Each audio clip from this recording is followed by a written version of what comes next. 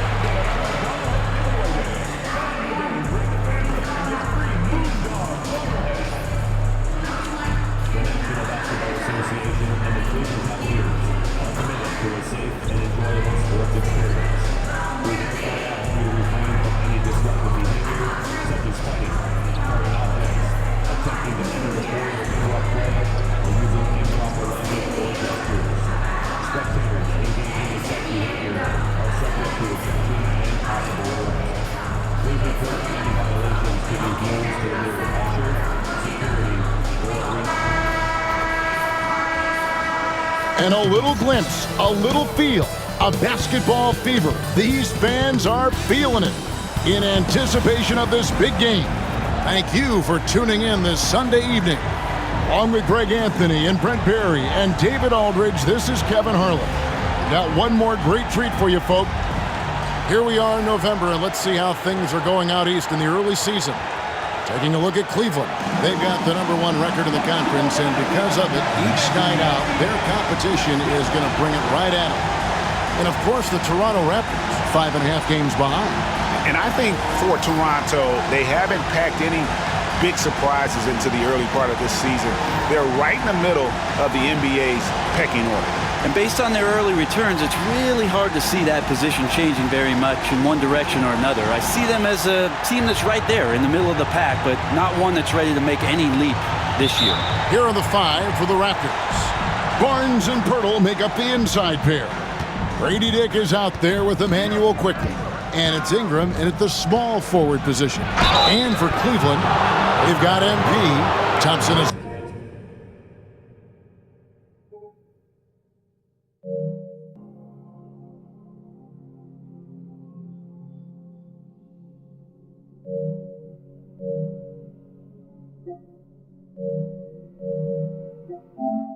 out there with Evan Mobley. Then there's Hunter. And it's Mitchell in at the 2.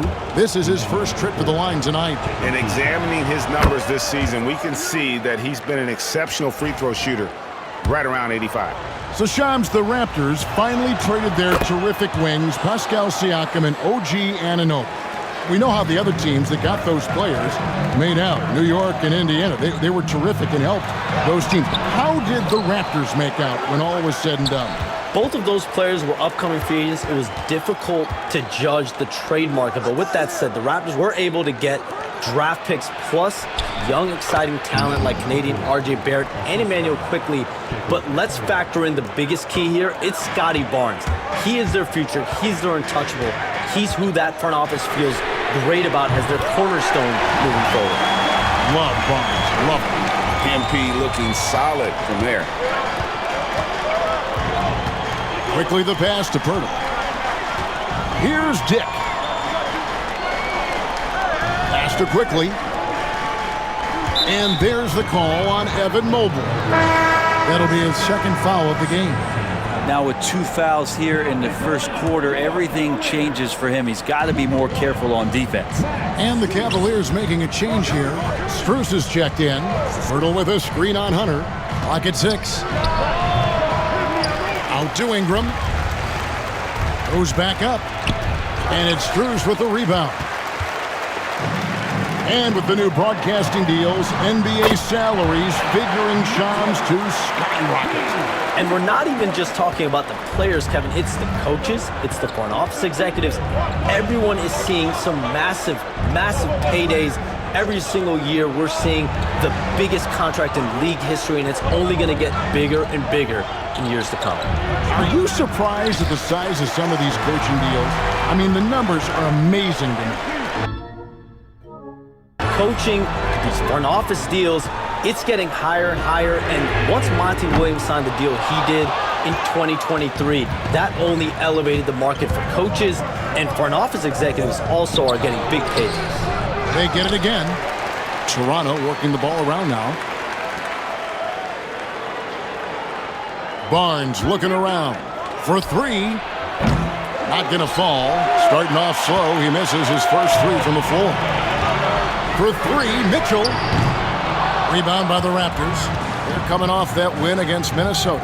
Yeah, and that one, their rebounding was the difference. Big disparity between the two teams. Yeah, I'm not sure if their last game was a basketball game or a wrestling match, the way they went about it. Just so physical and dominated there. And Kenny Atkinson calls timeout here. He wants a minute here to get things straightened out with his team.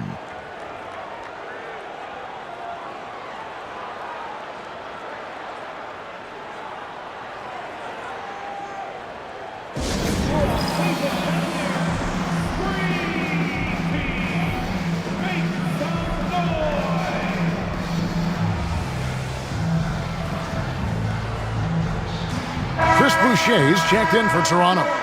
Hey, Shams, you're always on the pulse of those league-changing trades. We certainly saw some impactful ones last season. Across the board, the Pacers, the Mavericks, they made deep runs, and they did so on the back of some big trade deadline moves. Those are transformations that excite all of us to witness. Even New York, getting OG Anunoby at the trade deadline. This is a league that's built on capitalizing at the moment and striking when the iron's hot, and we saw multiple teams do that this last season. Yeah, that trade deadline was phenomenal for those teams you mentioned. Really impactful. Quickly, competitive, and responds with a three of his own.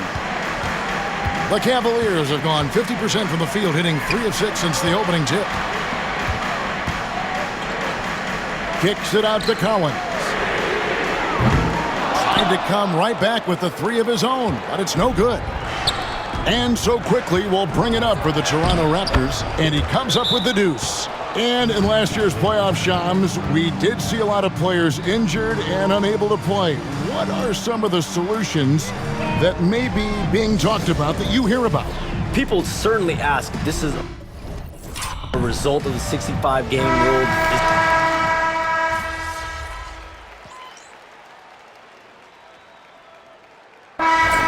Need some energy out there.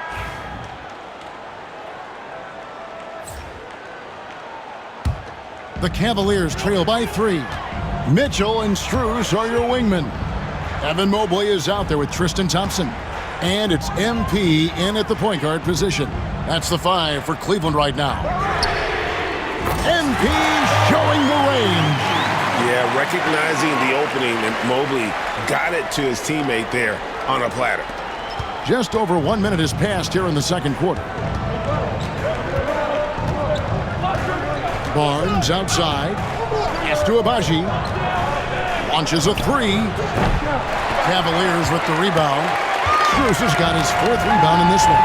Hey, Shams, no one is keyed on the league like you. Is there an under-the-radar trend that you're seeing around the NBA, or the next thing that you're anticipating may happen with the way the league will sway one way or the other?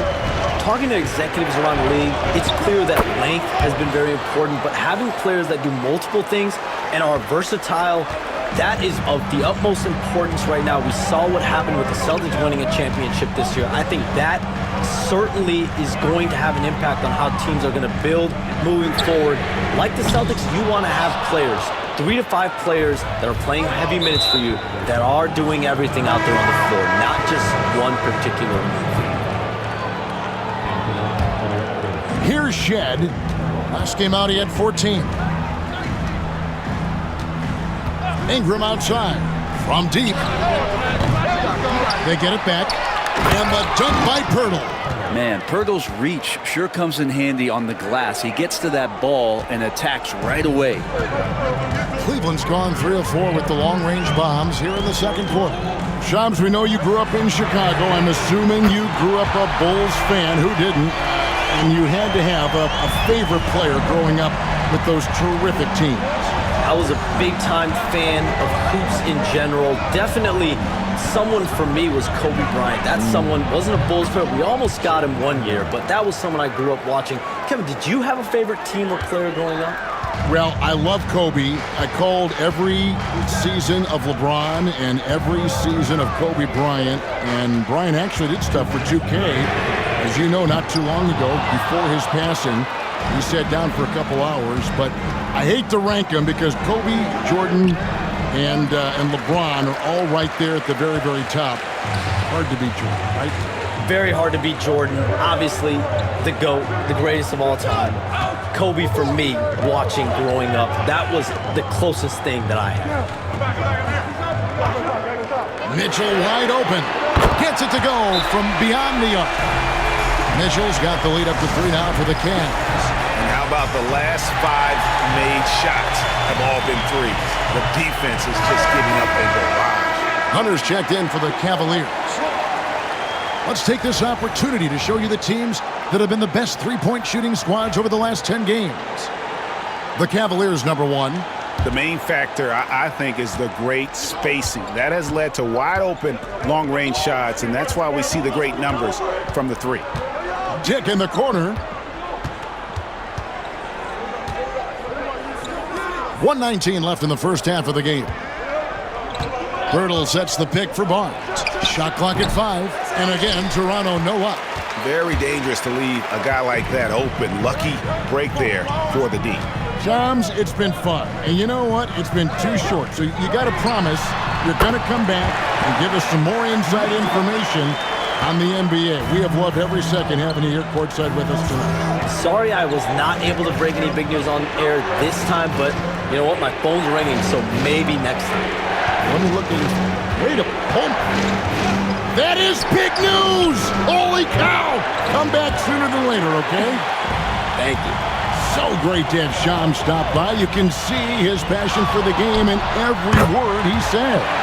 You can't work as hard as Shams does without having a passion for the NBA. It's not easy to be that plugged in. It's 9 seconds separating the shot clock and gameplay. Barnes sets a screen for Ingram. Krills the three-pointer. Ingram's got 5 now. And Ingram seems just more and more confident in his ability to shoot from the three-point line. Back to Mitchell. Shoots over Dick. The shot by Mitchell, no good. He's going to be shaking his head on that one. Knows he missed an easy one. Yeah, you can't make them all, and for sure you'll want him taking that kind of shot. Donovan Mitchell firing on all cylinders for the Cavaliers.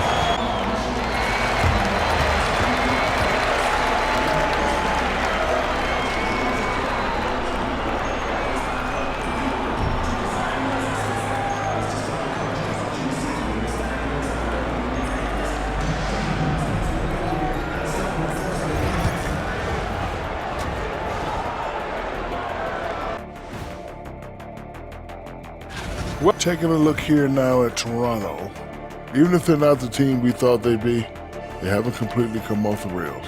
Still plenty of time left. With all this talent, I can see. And next up, let's take a look at the Cleveland Cavaliers, who seem pretty well matched in their game. It's a coach's dream to see the ball. And that about wraps it up. And as the third quarter is about to begin, we go to Kevin. Game from Donovan Mitchell. And the bulk of his damage so far has come from the perimeter. A lot of threes early on.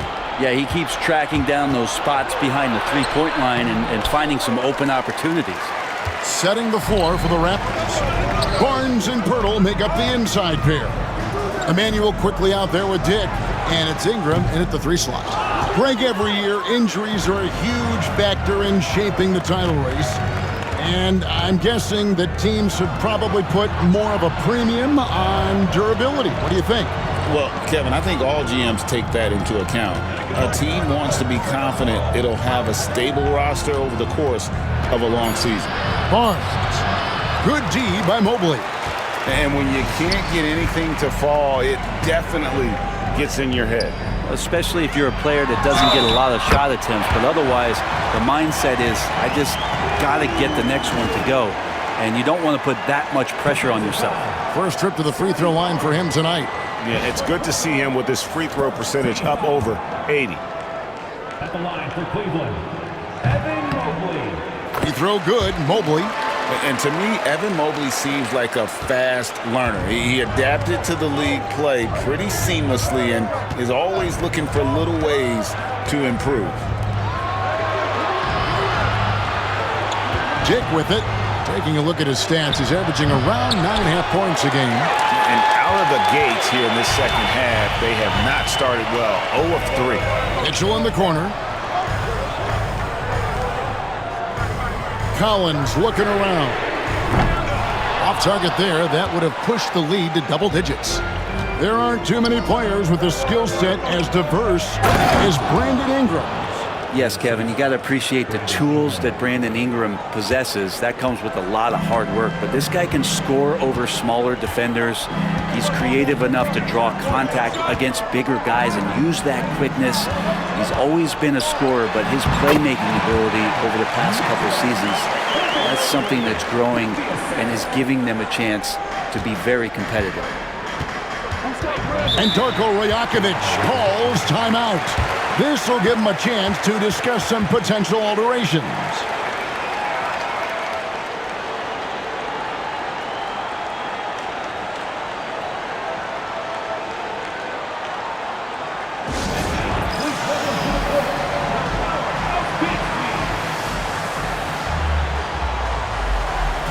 And the Cavaliers with some changes.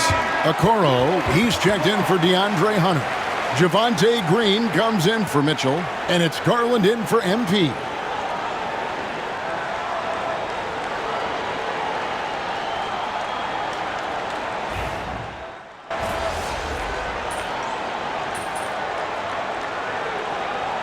He's making some changes here. And Kenny Atkinson calls timeout. He wants to talk to his guys.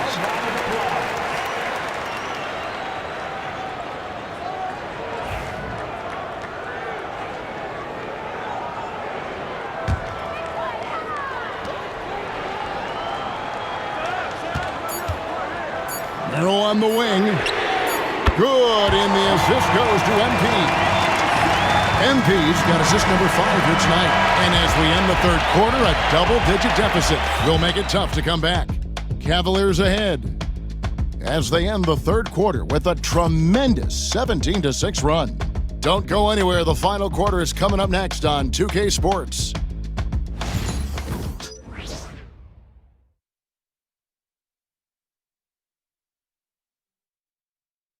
And let's go back to a terrific pass that we're calling tonight our State Farm assist of the game. And the definition of teamwork right there, guys. I mean, what great communication between them, and what a beautiful feed. The coaches talk about it all the time, but to be able to play with that kind of feel, nice play, collaborating, improvising, and organic. And we reach the fourth quarter in a game that may be already out of hand. They've got Evan Mobley. Hunter's out there with Max Strus. Then it's Sam.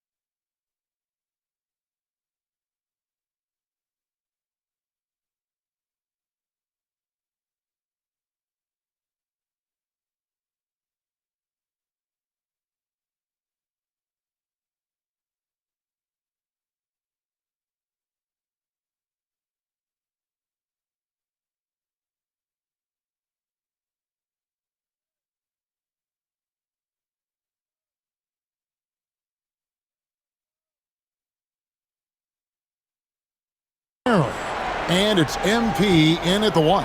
That's the 5 for Cleveland right now. Tipped away. Pass break. Here come the Raptors. Here's Walter. A huge slam. The perfect end of the fast break. And that's the blueprint right there to getting back in the game. They've got to play racehorse basketball from here on out. Mobley left side. Collins passes to Strus. Back to Collins. A three-pointer off the mark. Not quite enough defense. That time around, just lucky he was off. Pass to Shed. Over MP. And it's Shed missing. The Cavaliers leading by 9. Now MP. Here's Merrill. Robinson pulls it in. So weird. Sometimes when you get that much time, it can throw you off just as much as having no time. And just because he might not be as big as some of the other guys that are on the floor, it doesn't dissuade him from getting in there and playing fearlessly on the glass. And Kenny Atkinson calls timeout. And he wants to see some changes out there right away and right now.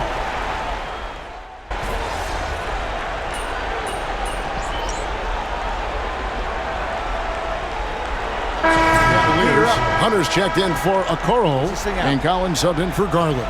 And Toronto will go for a different look here. Toronto's gone a disappointing 2 of 6 on three-point attempts here in the fourth. Ingram with it. He's picked up by Mobley. And contact on the shot, so he'll be shooting free throws here.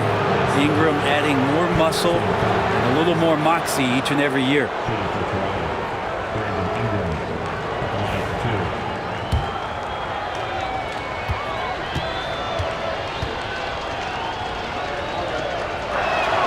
He hits the first one, and that brings them to within 10. Both good from the line that time. There's 48 seconds left to play here in the fourth. So it's the Cavaliers now. Mitchell outside. Back to Collins. Pass to Mitchell. 6 to shoot. Outside Collins. Cleveland needs to get a shot off here. That's good for Mitchell on the assist by Collins. Impressive job by the players, coaches, and don't discount the impact of these fans. Awesome to see their output tonight, trying to urge their team on, and that can always help. That home advantage of home fans getting you going, fully on display here.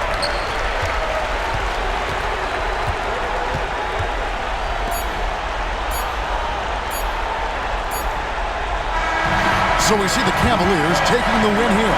Even early on in this one, it seemed like they were happy to be playing at home tonight. And it makes a big difference. Once they started to really play in rhythm, you never felt like they had any doubts